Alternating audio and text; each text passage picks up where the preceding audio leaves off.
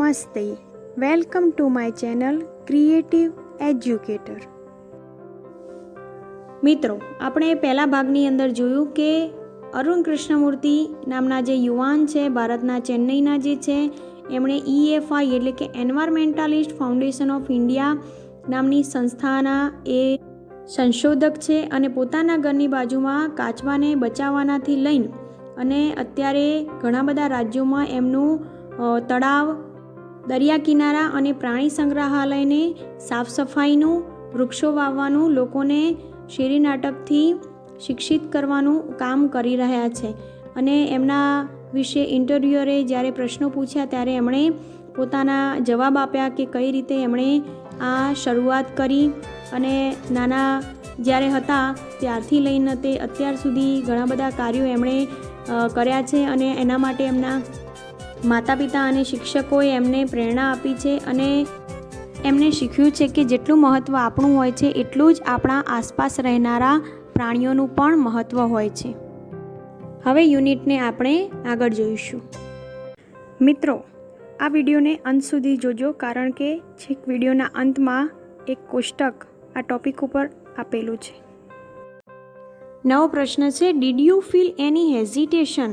ક્યારે તમને કોઈ સંકોચ થયો છે in quitting a well paying job and venturing into this full time job જે હતી તમારી, આપણે આગળ વાત કરી કે ગૂગલ જેવી કંપનીની અંદર એ જોબ કરતા હતા, નોકરી કરતા હતા અને સારો એવો પેઇંગ એટલે કે આવક હોવા છતાં પણ એમણે આ નોકરી છોડી દીધી. તો પૂછે છે પ્રશ્ન કે તમને કોઈ સંકોચ થયો કારણ કે એ જે હતી એ થોડાક કલાકોનું જોબ હતી પણ આ ફૂલ ટાઈમ કાર્ય હતું, તો એના માટે કોઈ તમને પ્રશ્ન છે. What were the options you weighed before you arrived at your decision? અને કયા પ્રકારનું કયા પ્રકારની તમને ચોઈસ અથવા તો નિર્ણય કરવા માટે શું તમને ઓપ્શન્સ હતા કે જ્યારે તમે આ ડિસિઝન લીધું ત્યારે કયા પ્રકારના મનમાં પ્રશ્નો ઊભા થયા હતા? તો અરુણ જવાબ આપે છે, it is always good to decide in favour of what you really love to do. It is always good, એ હંમેશા સારું હોય છે ટુ ડિસાઇડ કે નક્કી કરવું ઇન ફેવર ઓફ કે એના મત મુજબ vote you really love to do. જ્યારે તમને કોઈ વસ્તુ ગમતી હોય ને કાર્ય કરો એના માટે કે તમારે કોઈ ડિસિઝન વધારે સારી બાબત જોવા જવી પડતી નથી. I quit my job at Google. મેં મારી જોબ ગૂગલ પરથી છોડી દીધી. But I still keep in touch with my friends there. એ વખતના મારા જે ફ્રેન્ડ્સ એટલે મિત્રો હતા એની સાથે I still keep in touch. અત્યારે પણ હું એમના ટચમાં છું એટલે કે યાદ કરું છું અને એમના કનેક્શનમાં છું. So only my duties at Google have come to an end. તો એવું કહી શકાય કે only my duties at Google એટલે ગૂગલ જોબની મારી જે ફરજો હતી એનો જ ખાલી ટુ એન એન્ડ એટલે કે અંત આવ્યો છે. Not my emotional bond. મારી લાગણીનો જે સંબંધ હતો મિત્રો સાથે એ તો એમના એમ છે. I understood that I have to leave the job at that minute in 2010. કે હું એ વખતે સમજ્યો હતો કે મારે આ જોબ છોડવાની છે એટ ધેટ મિનિટ, એ સમયે 2010ની અંદર, ઓર અથવા તો else I would never be daring enough to do સો. અથવા તો મારે કોઈ દિવસ ક્યારેય પણ નેવર એટલે ક્યારેય પણ be daring enough to do so. આવો ડેરિંગ એટલે કે આવો સાહસ કરવાનું હવે મને કોઈ દિવસ વિચાર આવશે નહીં. એટલે કાં તો હું જોબ છોડી શકું છું અથવા તો મારા મનગમતું કાર્ય કરી શકું છું. So I could not sit back. તો હું પાછો વળીને સીટ બેક એટલે કે પોતે એક ખુરશીમાં બેસી ન શકું and enjoy life when environmental damage was happening on a such a large scale. મારી લાઈફ એન્જોય ન કરી શકું વેન કે જ્યારે એન્વાયરમેન્ટલ ડેમેજ પર્યાવરણને નુકસાન થતું હોય, was happening on a such a large scale. મોટા પ્રમાણમાં જો પર્યાવરણને નુકસાન થતું હોય તો હું મારી જોબ લઈને ઘરની અંદર એક બાજુ બેસી ન શકું. I wanted to do something and that something needed my full attention. અને મારા આ જે છે હું આ પર્યાવરણ માટે કંઈક કરવા ઈચ્છતો હતો અને એના માટે મારું ફૂલ એટેન્શન એટલે કે પૂરેપૂરું મારું ત્યાં ધ્યાન હોવું એ જરૂરી હતું. So I left Google for EFI. અને એવું કહી શકાય કે તેથી મેં ગૂગલની જોબ છોડી દીધી ફોર EFI એટલે કે મારી આ સંસ્થા EFIના કામ કરવા માટે મેં આ જોબ છોડી દીધી. નવો પ્રશ્ન છે, વોટ કાઇન્ડ ઓફ ગાર્બેજ, કયા પ્રકારનો કચરો do people throw into water bodies. વોટરની અંદર, વોટરના સ્ત્રોત જે છે એની અંદર પીપલ એટલે કે લોકો કેવા પ્રકારનો કચરો થ્રો એટલે કે ફેંકે છે. How did you deal with the removal. આ જે છે રિમોવલ ઓફ ધીસ ગાર્બેજ એટલે કચરાના રિમોવલ એટલે કે નિકાલ માટે તમે શું ડીલ કરો છો એટલે કયું કાર્ય કરો છો. Once you clean the water body. એક વખત જ્યારે તમે વોટર બોડીને ક્લીન કરવા માટે જાઓ છો, પાણી સાફ કરવા માટે જાઓ છો, ત્યારે કેવા પ્રકારના કચરાનો નિકાલ કરો છો. તો જવાબ આપે છે everything from a diaper to worn out slippers. જુઓ, પાણી સાફ કરવા જઈએ એટલે કંઈ ચોખ્ખું પાણી હોય ને સાફ કરવા જઈએ એવું નથી, પણ કે એવરીથિંગ ફ્રોમ અ ડાયપર, ડાયપરથી લઈને નાના બાળકોનું ડાયપરથી લઈને ટુ વોર્ન આઉટ સ્લીપર, તૂટેલા ચંપલ, બધું જ આ સુધીનું બધું જ we find everything in our lakes. આપણા તળાવની અંદર આપણે આવું બધું જ ફેંકીએ છીએ જે અમે ફાઇન્ડ કરીએ છીએ. This is so disturbing because it is water and water. આ બધું જે છે એ ખૂબ જ ડિસ્ટર્બિંગ છે, ખલેલ પહોંચાડનારું છે, કારણ કે આ જે છે એ પાણી છે and water is the basis of life. અને વોટર જે છે એ આપણા જીવન માટેનો બેઝ એટલે કે પાયો છે, આપણે એના વગર જીવી શકતા નથી. How can we not care for this water bodies. આપણે કઈ રીતે આ વોટર બોડીઝ એટલે કે પાણીના સ્ત્રોત માટે કઈ રીતે આપણે કેર એટલે કે કાળજી ન રાખી શકીએ. We use this garbage for landfill with no or minimal exposure to the outside environment. We use આપણે કે આ કચરાને, ધીસ ગાર્બેજ આ કચરાને ફોર લેન્ડફિલ એને એવી રીતે એનો નિકાલ કરવો જોઈએ with no or minimal exposure કે આપણે ઓછામાં ઓછો કચરો જે છે એ એને બહાર કાઢીએ ટુ ધ આઉટસાઇડ એન્વાયરમેન્ટ, પર્યાવરણને ઓછામાં ઓછું નુકસાન થાય એ રીતે આપણો કચરો નિકાલ થવો જોઈએ. We ensure that the lake area and the water holding are free of garbage. અને આપણે એન્શ્યોર એટલે કે એ વાત આપણે જાણવી જોઈએ, લેક એરિયા એટલે કે તળાવનો જે ભાગ છે એ અને પાણીનો જેટલો પણ સ્ત્રોત જ્યાં જ્યાં હોય છે એ બધો જ ગાર્બેજ, ફ્રી ઓફ ગાર્બેજ, એ ગાર્બેજથી ફ્રી થઈ જાય. સો દેટ તેના કારણે બર્ડ્સ એટલે કે પક્ષીઓ, ફ્રોગ્સ એટલે કે દેડકાઓ અને સ્નેક્સ એટલે કે સાપ can live in peace. In peace એટલે કે શાંતિથી એ જીવી શકે, કારણ કે આપણે આપણું પાણી તો મેળવી લઈએ છીએ, પણ આ બધા જ સ્ત્રોત જે છે જ્યાંથી આ એનિમલ્સ એટલે કે પ્રાણીઓ જે છે એ પાણી મેળવે છે, તો આ દૂષિત પાણી એમના શરીર માટે જોખમકારક ન થાય એના માટે આપણે પ્રયત્ન કરવો જોઈએ. નવો પ્રશ્ન છે, how many days does it take to clear a large lake. પ્રશ્ન પૂછે છે કે કેટલા દિવસ, હાઉ મેની ડેઝ કેટલા દિવસ લાગે છે ટુ ટેક અ ક્લિયર સાફ કરવા માટે અ લાર્જ લેક એટલે કે મોટું તળાવ સાફ કરવા માટે કેટલા દિવસ લાગે છે. Do you use any special equipment. તમારે કોઈ સ્પેશિયલ એક્વિપમેન્ટ એટલે કે કોઈ સાધન છે for cleaning and safety, cleaning માટે અને સેફ્ટી માટે એટલે કે સાફ સફાઈ માટે અને તમારી સુરક્ષા માટે કોઈ સ્પેશિયલ સાધન છે. તો અરુણ જવાબ આપે છે depending on the size of the lake. Lake એટલે કે તળાવ કેટલું છે, કેટલી મોટી સાઇઝનું છે એના ઉપર એ ડિપેન્ડ કરે છે. And the amount of garbage અને કેટલા પ્રકારનો કચરો છે, એટલે વધારે કચરો હોય તો વધારે સમય લાગે અને વધારે મોટું તળાવ હોય તો વધારે સમય લાગે. It can take anywhere between 5 days 5 દિવસથી લઈને and 3 months to complete the clean a lake. એક તળાવને સાફ કરવા માટે એની સાઇઝ ઉપર નિર્ભર છે, કદ કેટલું છે, તો 5 દિવસથી લઈને 3 મહિના સુધી લાગી શકે છે. We have our tools. અમારા સાધનો છે લાઇક રેક્સ એટલે કે એક સાધન છે સાફ કરવાનું, દાંતી જેવું આવે છે, એન્ડ સ્પેડ્સ એટલે કે પાવડા જેવા સાધનોનો અમે ઉપયોગ કરીએ છીએ. નવો પ્રશ્ન છે, what kind of protective gear do you use. તમે કયા પ્રકારનું પ્રોટેક્ટિવ એટલે કે રક્ષા કરવા માટેના સાધનનો ઉપયોગ કરો છો. Can you describe the cleaning process briefly.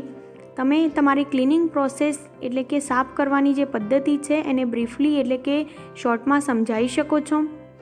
તો અરુણ જવાબ આપે છે વી વર નોઝ માસ્ક, અમારી પાસે નોઝ માસ્ક એટલે કે નાક પર અમે માસ્ક હંમેશા રાખીએ છીએ. સેનિટરી ગ્લોવ્સ એટલે કે સેનિટરી ગ્લવ્સ જે છે, જે આપણે ડૉક્ટરના હાથમાં ખાસ કરીને જોઈએ છીએ તે. એન્ડ કેરી રેક્સ એન્ડ સ્પેડ્સ, આ દાંતી અને પાવડા જેવા સાધનો જે છે એ અમારી સાથે રાખીએ છીએ. With which we collect the garbage, અને જેના કારણે અમે ગાર્બેજ એટલે કે કચરો કલેક્ટ કરીએ છીએ. And dump it into collection bucket, અને એને ગાર્બેજને કોઈ ડોલની અંદર અથવા તો કોઈ એવા વસ્તુની અંદર રાખીને પછી બકેટની અંદર લઈ જઈએ છીએ. Which are taken to the garbage truck, અને ક્યાં સુધી લઈ જઈએ છીએ તો મોટી ગાર્બેજ ટ્રક હોય એની અંદર આ બધું ભેગું કરીને લઈ જઈએ છીએ. We also use heavy machinery like, અને મોટા કચરાના નિકાલ માટે અમારી પાસે હેવી મશીનરી પણ છે. લાઇક અર્થ મૂવર્સ, અર્થ મૂવર્સ એટલે કે આપણે જેને જેસીબી કહીએ છીએ એવા મોટા સાધન પણ છે. એન્ડ પોકલેન, પોકલેન એ એના જેવું જ આવે છે, પણ એના જે છે મોટા ટાયર નથી હોતા, એને એક સાંકળ ચેન જેવા ટાયર હોય છે. To desilt the lake and clear the weeds and shrubs that are harmful, અને એનાથી અમે આ લેક એટલે કે તળાવને સાફ કરીએ છીએ. અને and clear the weeds and શ્રબ્સ એટલે કે ત્યાં નાના મોટા જે ઘાસ થયેલા હોય એ બધાનો જે ધેટ આર હાર્મફુલ એટલે કે નુકસાનકારક હોય અંદર રહેનારા જીવો માટે, પર્યાવરણ માટે, એ બધાને અમે સાફ કરીએ. નવો પ્રશ્ન છે, વોટ ઇન યોર ઓપિનિયન, તમારા મતે can children and young adults do for the environment. Environment એટલે કે પર્યાવરણ માટે ચિલ્ડ્રન એટલે બાળકો અને મોટા વ્યક્તિઓ જે છે એ શું કરી શકે. What could be a small beginning by all of us, અમારા બધાના વતીથી એક નાની શરૂઆત કઈ રીતે થઈ શકે. In terms of protecting the environment, પર્યાવરણને બચાવવા માટે કયા પ્રકારની શરૂઆત કરી શકીએ જેથી પર્યાવરણ બચી શકે. તો અરુણ જવાબ આપે છે, firstly we should all stop throwing trash. પહેલાં તો આપણે બધાએ ઓલ સ્ટોપ એટલે કે અટકાવવું જોઈએ. થ્રોઈંગ ટ્રેશ એટલે કે કચરો ફેંકવાનો અટકાવવો જોઈએ. આઉટસાઇડ આર હોમ્સ, આપણા ઘરની બહાર જેટલો પણ કચરો નાખીએ છીએ તે બને ત્યાં સુધી અટકાવવો જોઈએ. Next we should reduce the amount of trash we generate. We generate એટલે કે આપણે જેટલો કચરો એમને જ બધું ફેંકી દઈએ છીએ એ બધા જ કચરાને, અમાઉન્ટ ઓફ ટ્રેશ એટલે કે કચરાને આપણે રિડ્યુસ એટલે કે ઓછો કરવો જોઈએ. જેવા કે સ્ટ્રોસ, ટિશ્યુઝ એટલે કે એક પ્રકારનો ટિશ્યુ આપણે બધા સારી રીતે જાણીએ છીએ, રૂમાલ જેવું હોય. રેપર્સ એટલે કે આપણે જે પણ બજારમાંથી કોઈ વસ્તુઓ મળે છે એના ઉપરનો અંદર ખોરાક હોય, અંદર ઉપરનો જે ભાગ હોય એને રેપર કહેવાય છે. બેટરીઝ, ફાસ્ટ ફૂડ જંક, કોઈ વસ્તુ ફાસ્ટ ફૂડ આપણે ખાઈને પછી નાખી દઈએ છીએ. All this end up in lakes, આ બધું તળાવની અંદર ફેંકાય છે. And they come from our homes, અને આ બધું ક્યાંથી આવે છે, તળાવમાંથી તો ઉત્પન્ન થતું નથી, તો એ બધું જ આપણા ઘરની અંદરથી કચરો આવે છે.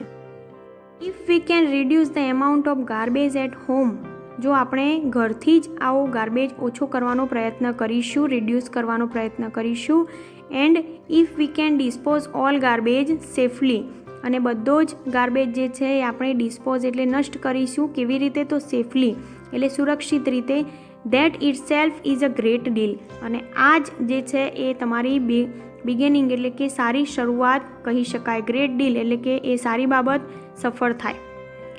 Every student is welcome to volunteer with us, અને બધા જ સ્ટુડન્ટ જે છે એ અમારી સાથે વોલન્ટિયર એટલે કે આ કામમાં સહભાગી બની શકે.